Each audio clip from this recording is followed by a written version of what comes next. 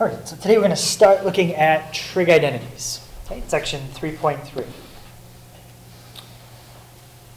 So first thing I want to do is talk about what it means for two functions to be equal, because that's a lot of what we're going to do. We're going to take something that looks really complicated, and we're going to simplify it down to a different function, but it's going to be a lot simpler, but still equal to what we started with. Right, so suppose we call our two functions f and g. Those two functions are equal if you take a number, plug it in for x, see what you get in function f, take the same number, plug it into g, see what you get, and if you get the same number for every single value you could possibly plug in, then they're the same function. Okay, I'll show you an example using functions from algebra. Okay, in this case, f of x and g of x are exactly the same function. Okay. Pick any number you want for x, plug it in for f, take that same number, plug it into g, guarantee you're going to get the same answer every time for every single value of x.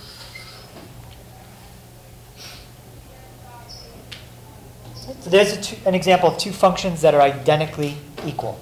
They're exactly the same thing. They look a little different. One of them simplified a little more, but they really are the same thing. Any question on that idea of two functions being identically equal?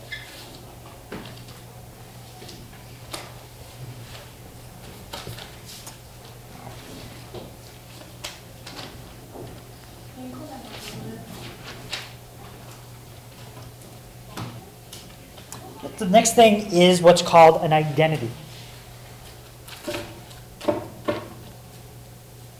An identity is an equation that is true no matter what values you choose for the variable. It's an equation that you can't make false. And I'll show you an example of an identity from Algebra 1 as well. We're going to work with identities from trig. But I'll start out by showing you one from Algebra 1. Does anyone have up to f of x equals g of x at the time?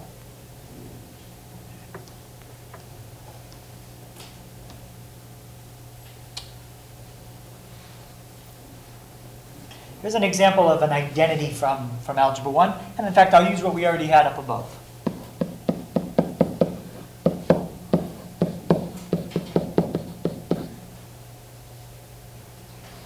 So if I gave that as a problem in Algebra 1 and I asked them, solve for x,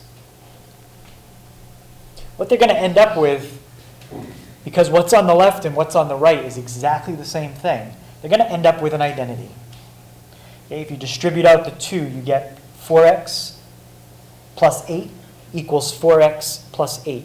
You have the same thing on each side. So if you subtract 4x from each side, you end up with this. 8 equals 8. Okay, when all your variables disappear and you end up with the same number on each side when you solve an equation, that means it's an identity. It means x can be any number you want, and that's an answer. X could be 7, 3, negative 8.2. Any number is a solution. Any question on what an identity is? It's an equation with an unlimited amount of solutions. Anything is a solution. Right. So we're going to start off by looking at some identities in trig called the reciprocal identities. Okay, we've already seen these before. It's what you do when you flip a function. Okay, so we know that if you take sine and you flip it, you get the cosecant. That's not just true if your angle was 12 degrees or if your angle was 17. That's true for any angle you want. Okay? Negative angles, positive angles. If you take the value of the sine and flip it, you always get the cosecant. So that's an identity. It's always true. Okay, how about that second one? If you take the cosine and you flip it, which trig function does that give you? That's the secant. And that's an equation that's always true. It doesn't matter what you pick for an angle.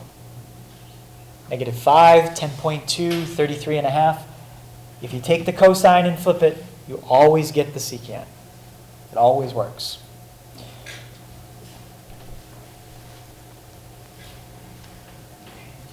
And what happens if you take the tangent and flip it? You get the cotangent. Okay, so those are your three basic reciprocal identities.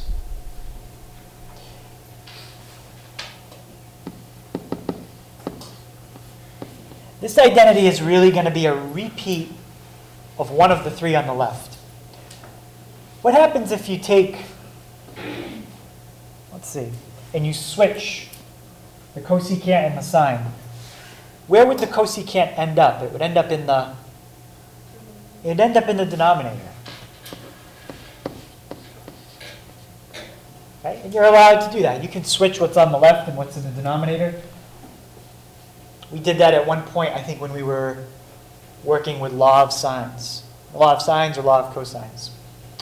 Okay? So if you take your cosecant and flip it, you get your sine.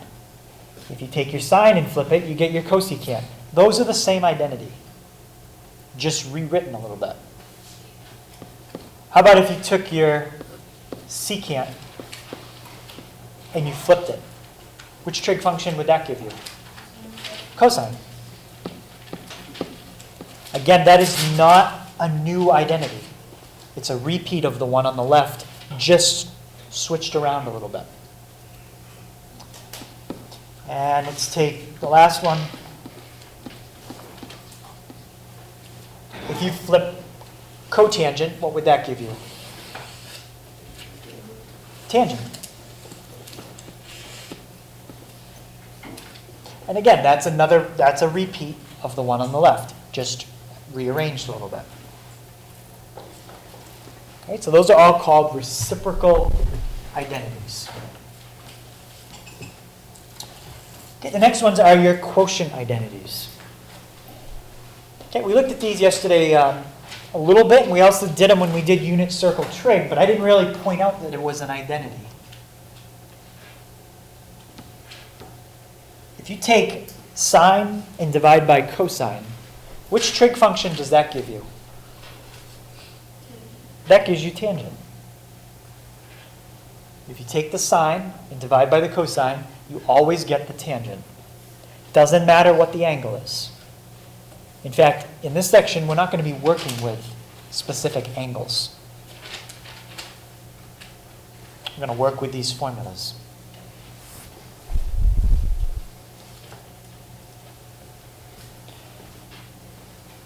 Okay, what have I done to sine and cosine with the identity down below? Yeah, I flipped them. Okay, they've been flipped. So if you flip what's on the right, okay, I did that. What do you get if you flip what's on the left? You get cotangent. You get 1 over tangent, but that's really cotangent. Okay, so these are called your quotient identities.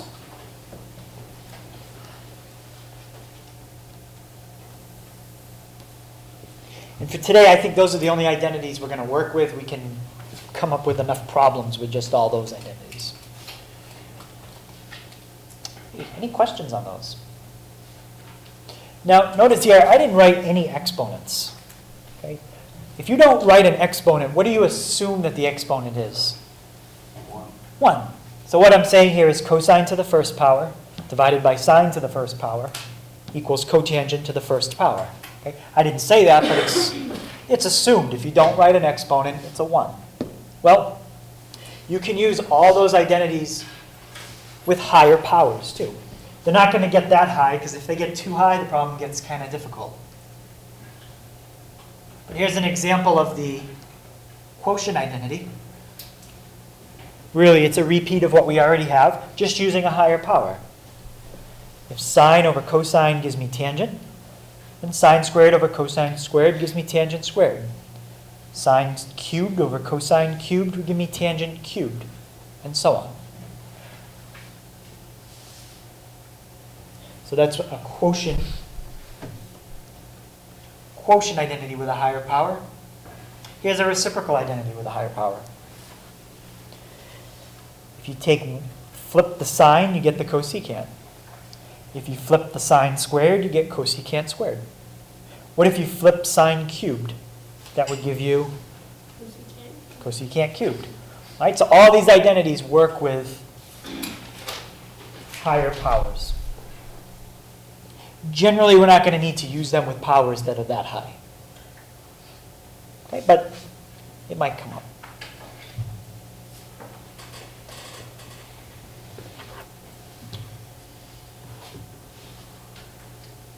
Any questions on those identities? So when you're solving an identity, there's usually about maybe 3 or 4 basic tricks you can use, all right, to try to solve them. So I'm going to try to go through what those tricks are and then show you problems that use those tricks.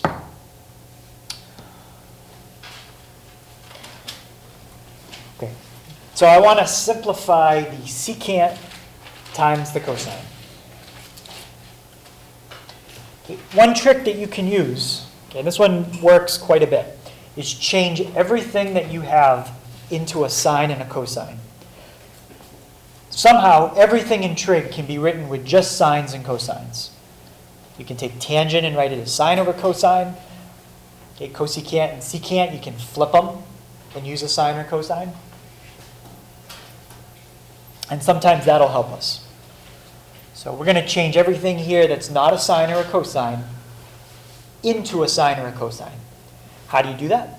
Well, go back and look at your formulas. And somewhere you're going to find a formula that says secant equals. And hopefully on the other side of that is either a sine or a cosine.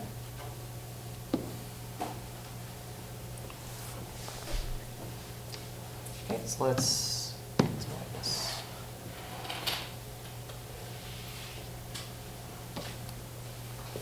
Okay, cosine is fine. Leave that alone. It already is cosine. Secant, we got to change it. Did anyone see how you can rewrite secant? Yeah, secant is exactly the same as 1 over cosine. So what we're going to do is plug that in. Change secant to 1 over cosine. Okay, so here's the original problem. And we're going to do 1 over cosine times, and then we had a cosine next to it. What's the denominator on cosine since it's not written? It's a 1. What happens when you multiply those together?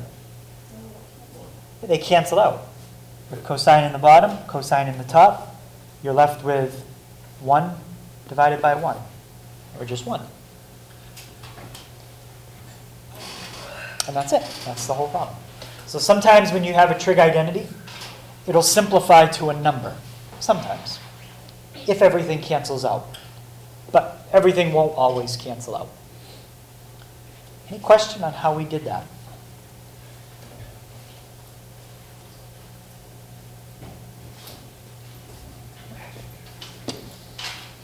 All right, let's try cotangent divided by cosecant.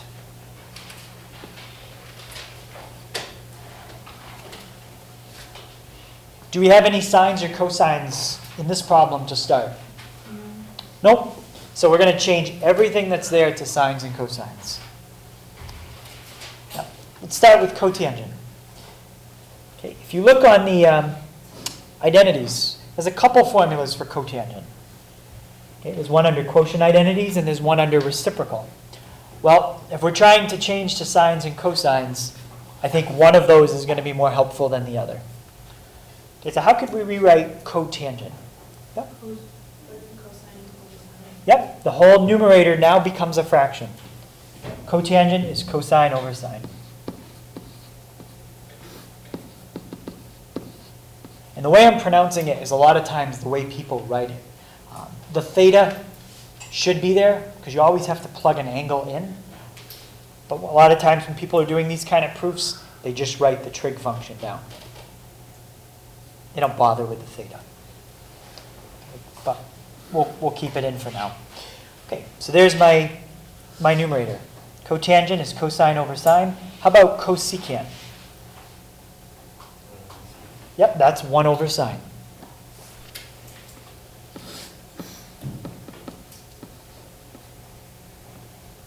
So now we have a fraction divided by a fraction. Okay, the way you would deal with that is exactly the same way you would deal with something like this. If I asked you to divide 3/4 by 5/6, do it the same way. Okay, so what do we do when we have to divide a fraction by a fraction? Multiply by the reciprocal. Yeah, keep the top the same and multiply by the reciprocal of the bottom. So the top stays exactly the same. And Michaela, what's the reciprocal of the bottom? Sine over 1.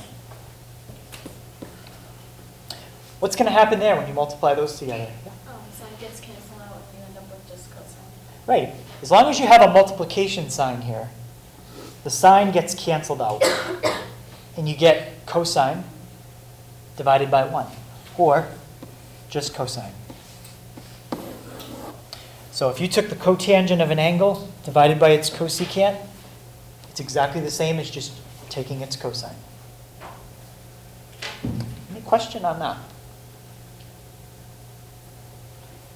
Okay, what I want you to be careful of, if you had something like this, say you had cosine over sine plus sine over cosine, sine over 1. Do the signs cancel now? No. When you have addition or subtraction in here, they don't cancel out. Okay? Again, that's not the problem we did, but if something like that comes up, we have different denominators here. Probably a common denominator would be the trick we would use. Okay? But don't cancel your signs unless it's multiplication or addition.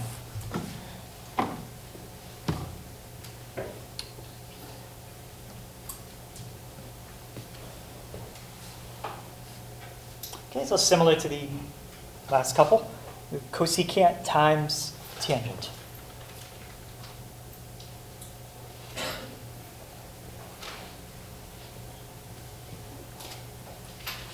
Okay, anybody see how we could rewrite cosecant?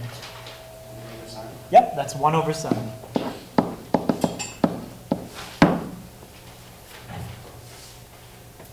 And how about tangent? Sine over cosine. Now, because it's multiplication, you can cancel if you have the same factor in the top and the bottom. So anything canceled out there? Sines. And at the moment, you're left with 1 in the top, cosine in the bottom.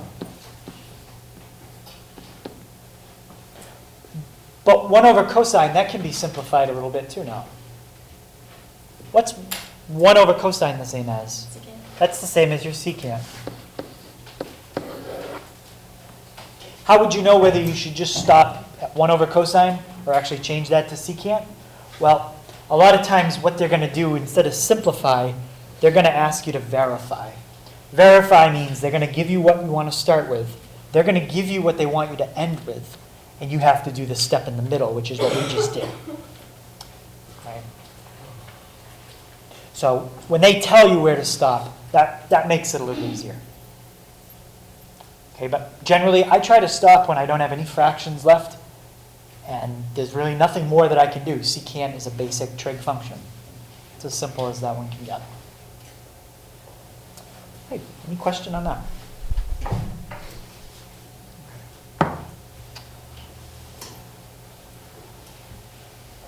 Well, our previous trick isn't going to work here.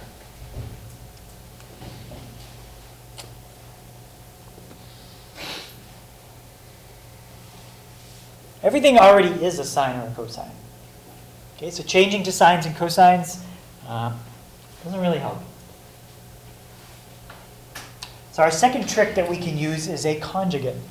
Okay, we saw conjugates come up when we did complex numbers, and conjugates made things cancel out for us. Okay, it usually made things work out nicely. So we're going to try that trick here. We're going to multiply top and bottom of that by the conjugate of what's in the bottom. Okay. I haven't really explained what a conjugate of a trig expression is, but anybody think they know what the conjugate of 1 minus cosine is? It's 1 plus cosine. It's very similar to imaginary numbers. Just change the sign of that second part. Okay, so let's try that, see what happens.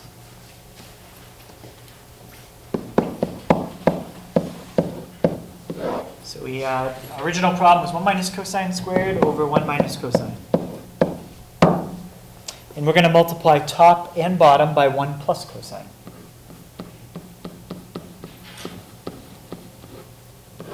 And 1 plus cosine.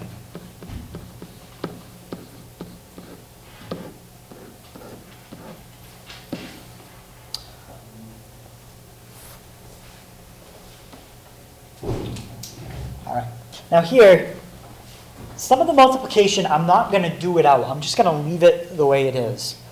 And the only reason I know that is because after doing a lot of these kinds of proofs, it's almost like playing chess a little bit. You kind of have to figure out where you're going to end up like 3 or 4 moves from now. And you have to start doing things now that are going to get you to where you want to go. So that's what makes trig identities a little difficult. You kind of have to know what you want to have as an answer and figure out how to get there. All right? And it comes with practice. So in the top, just leave it. Leave it as 1 minus cosine squared times 1 plus cosine, and you'll see why in a second.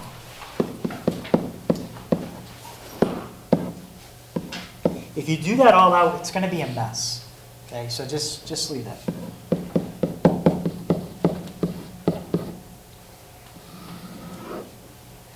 Okay, let's do out what's in the bottom.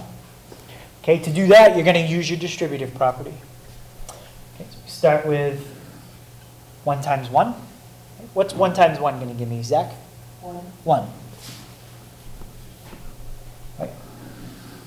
How about 1 times cosine? Just cosine.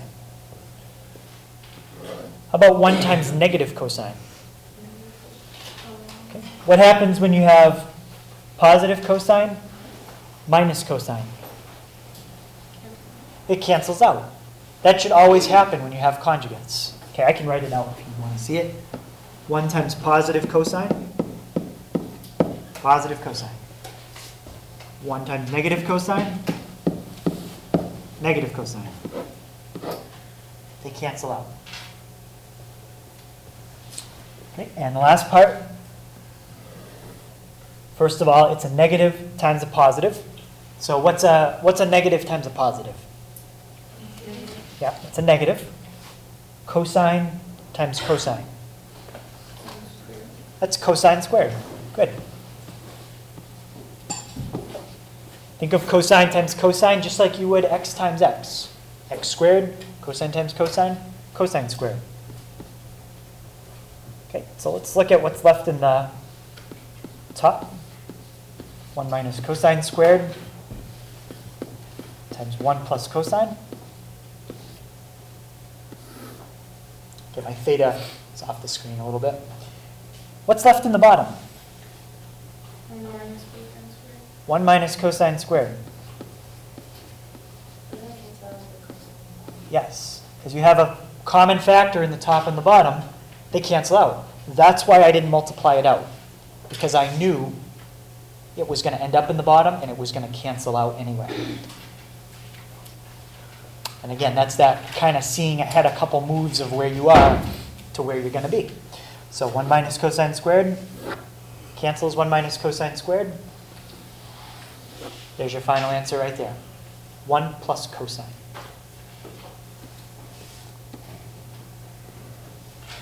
And that's it. So it was really just that one step of multiplying top and bottom by the conjugate gave us our final answer, 1 plus cosine. And it should be a theta. I couldn't fit it. Any question on that one?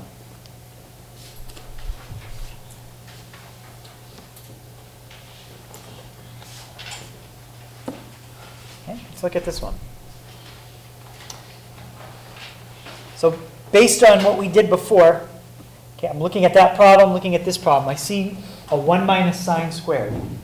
Well, I know that if I multiply conjugates, I can get something that looks like that. And if I look at the denominator, it's a 1 plus sign. I know that if I multiply it by a 1 minus sign, I'm going to get that second factor in the top, and I'll get something to cancel. Okay? It takes a lot of practice to understand and know right away everything I just said. Okay, but let's try it and see what happens. Okay, so what's my conjugate here? 1 minus 7. So we got 1 minus sin. Multiply by that in the top. Multiply by that in the bottom. And you might say, well, wait a minute, didn't you have a secant? Why didn't you change that to something with a sine or cosine? Well, maybe eventually I will. But the first thing I noticed is if I multiply by conjugates, I'm going to get some things to cancel. So if I get stuff to cancel out right away, then I don't have to deal with it later on. That's why I did this first. Okay, in the top, just leave it. Don't do any of that out. So secant times 1 minus sine squared times 1 minus sine. And what do you get in the bottom if you distribute that out?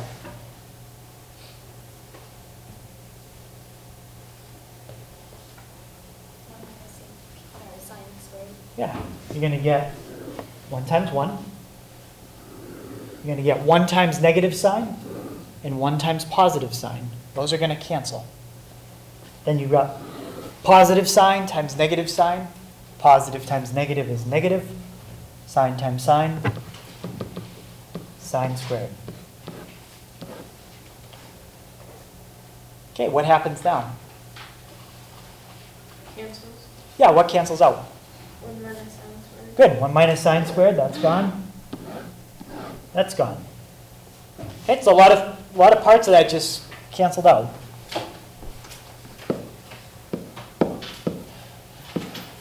So now we've got secant times 1 minus sine.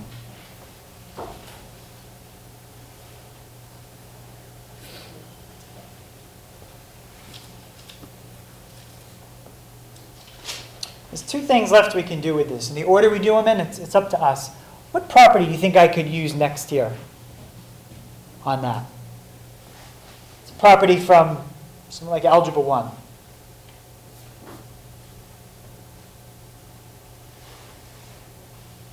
If you had something like, what would you do with that? Yeah, distribute. And you use the distributive property. Okay, so let's do the distributive property and see if maybe we can get something else to simplify. All right? A lot of times with this kind of problem, you might try something, right? You start doing it and you realize, wait a minute, what I tried way back in step 2, that didn't work at all. So we got to go back and then try something else. Up to this step, we did really good. Okay? Let's try distributing and see if it helps us. Maybe it will. Maybe it won't. So we've got secant times 1, that's just secant. And then secant times sine. That's just secant times sine.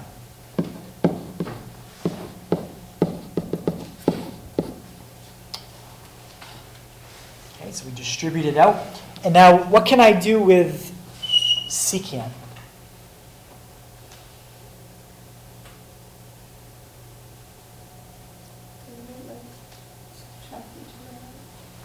No, they don't cancel because that's being multiplied. That's like 3 minus 3x. Change it to 1 over cosine. Yeah, let's change it just in the second one.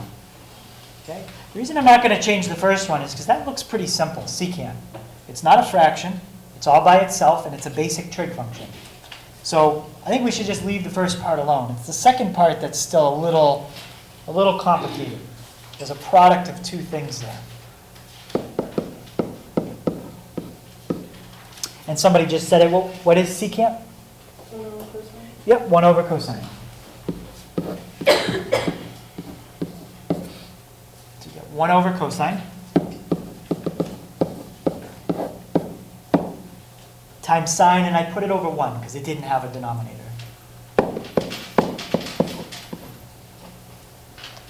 All of that is something. That's tangent. How do you know it's tangent? Tangent sine over cosine. Yeah, basically what you have right here is sine over cosine.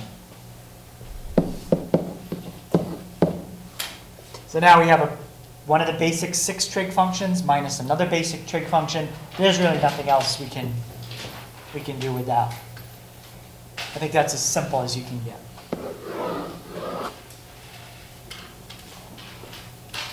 But it can be hard to know when do I stop.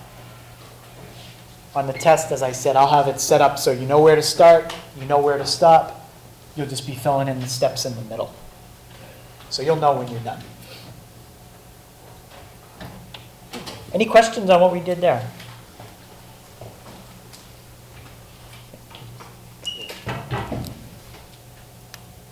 Okay, so that multiplying by the conjugate, that's a handy trick. So if you see things that are squared and they're paired up with like a 1 minus, a lot of times when you see that, you're going to think, okay, conjugate's probably going to be involved here somehow.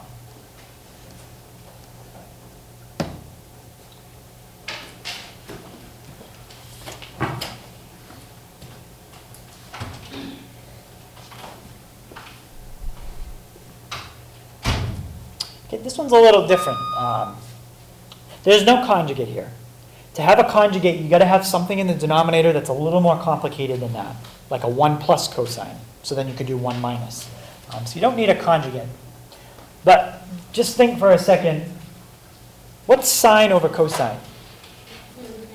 That's tangent. Okay, I'm using x for the angle. That makes no difference. What about 1 over cotangent? That's also tangent. If you take cotangent and flip it, you get another tangent. So what do you think that adds up to? Tangent plus tangent. It's 2 tangent. Good. Nobody said tangent squared. That would have been tangent times tangent. That's 2 tangent. And that's it. That's the whole problem. So every problem has an easy way to figure out the answer. Is there a more complicated way to do this? Sure. You could probably go through 5 or 6 steps and still get the same answer. But that's the simplest way. So if you start trying something and it's starting to take a long time and you feel like you're not getting anywhere, chances are there's probably a different way to start the problem you didn't think of. That's going to make it a lot easier. That's the hard part to figure out on your own. Any question on that one? Okay, so a little different. We didn't change it to sines and cosines. We actually changed everything to tangent there.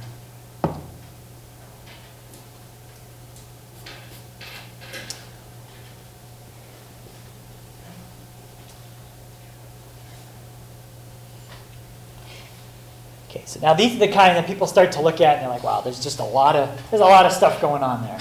There's all kinds of fractions and complicated numerators and denominators and all kinds of stuff.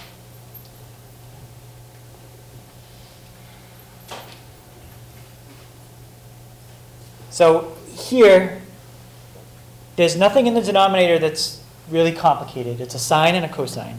So conjugates of the denominators, probably not going to use that. Not everything is a sine or a cosine, so maybe we could think about how to change cotangent eventually. But right now I'm looking at this, we get 2 separate fractions, okay, with different denominators. So last trick I think that we're going to do for today that would help us is to get everything with a common denominator.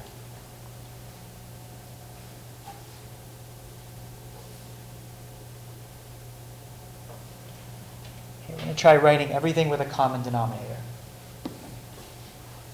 All right, and the way you find the common denominator here is exactly the way you could do it if you had this problem. What's one way to find a common denominator between 4 and 3? Just multiply them together, okay, and write 12. It doesn't guarantee that that's the smallest, but it always works. Just take your 2 denominators, multiply them together. That's the common one. Okay, so what's my common denominator here? It's going to be sine times cosine.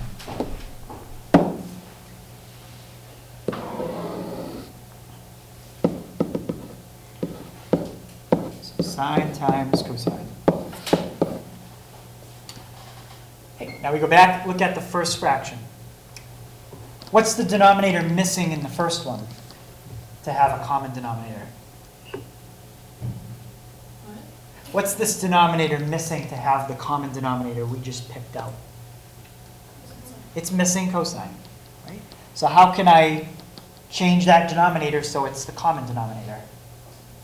Multiply by cosine. Yeah, multiply by cosine. Top and bottom.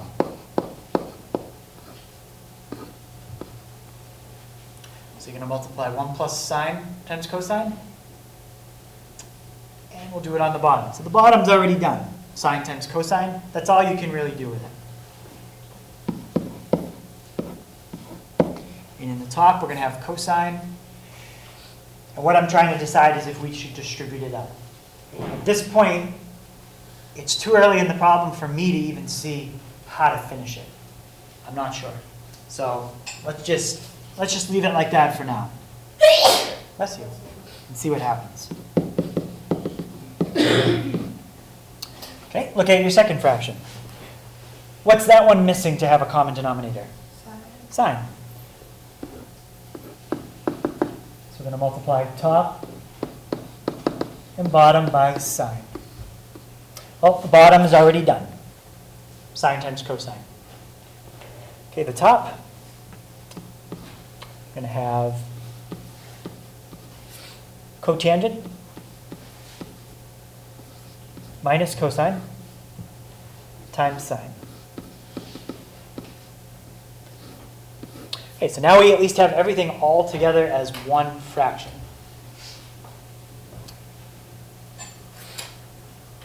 Okay, I think we should distribute that out. All right. So it's going to look like it's more writing at first when we distribute it out, but then there's going to be something that cancels.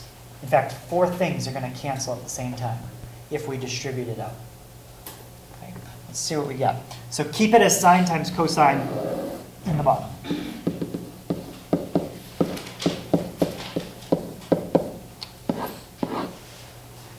What's cosine times 1? Yep, just cosine. And then cosine times sine, well, that's just cosine times sine. Can't do anything with it. Okay. Keep your eye on the cosine times sine part. That's a positive cosine times sine. Okay. Next thing I'm going to do is sine times cotangent. And that's a plus.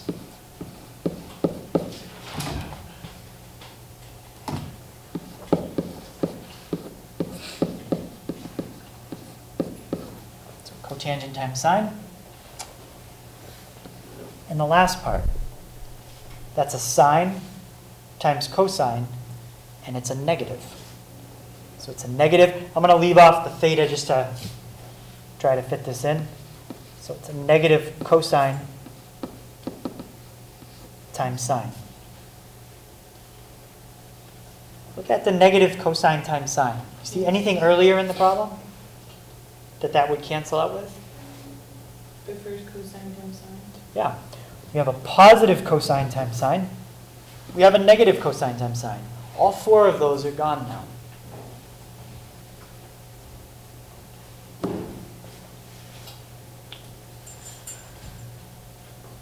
Okay, let's rewrite what we have with all that other stuff gone. So it's starting to look a little simpler. So it's cosine plus cotangent times sine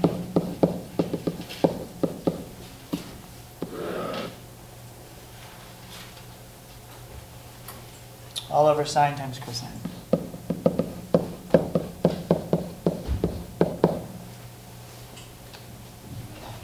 Okay, so we have all one denominator. We don't have a conjugate in the denominator. You'd have to have like a 1 plus or a 1 minus. We don't have that.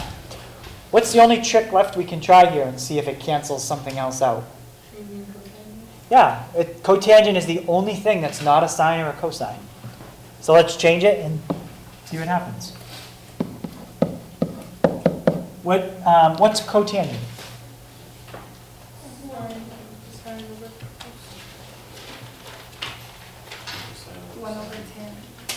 Yep, it is 1 over tangent, but let's try changing everything to sine and cosine.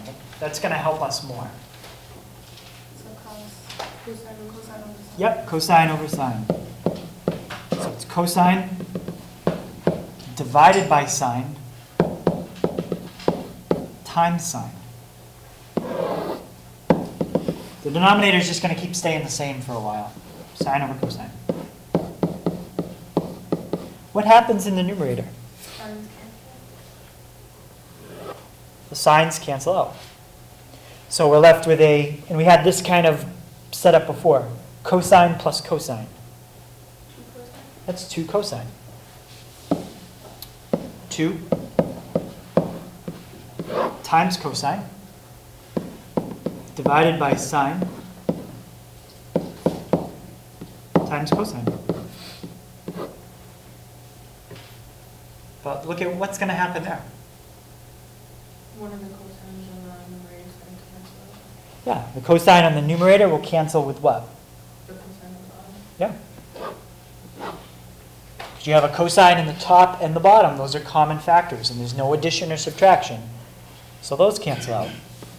So now it's really starting to get pretty simple. It's 2 divided by sine. What trig function do you think of when you have a sine in the denominator?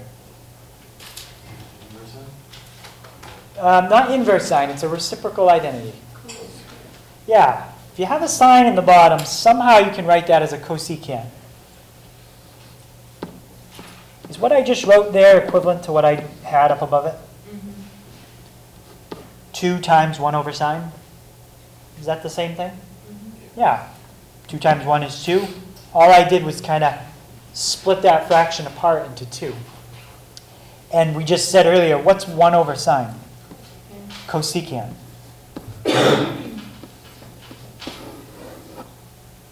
So after all that work, that really complicated problem we started out with, all that stuff simplifies to just taking the cosecant and doubling it. That would be considered more of a difficult, that's a difficult one. That was a lot of steps in that one. And that's not the kind of problem that you get good at right away. Okay, but any question on that? So now where we'd end up using this is like in pre-cal or trig. If we had this very complicated expression and we had to say differentiate or integrate, okay, that's calculus. That would be very difficult. If you gave somebody in calculus that to differentiate or integrate, that would be very easy. That's a much easier expression to work with. It's extremely simple, right? But the trick is getting it to that point before you can do that. Okay, so any questions on that? So those are your basic tricks that we have for today. Change everything to sines and cosines, try a common denominator, and try the conjugate. And if you get really stuck, just skip that problem, try coming back to it later, because I will show you an easy way to do every problem in the homework. Okay, so the homework tonight will be a worksheet. We'll do a worksheet.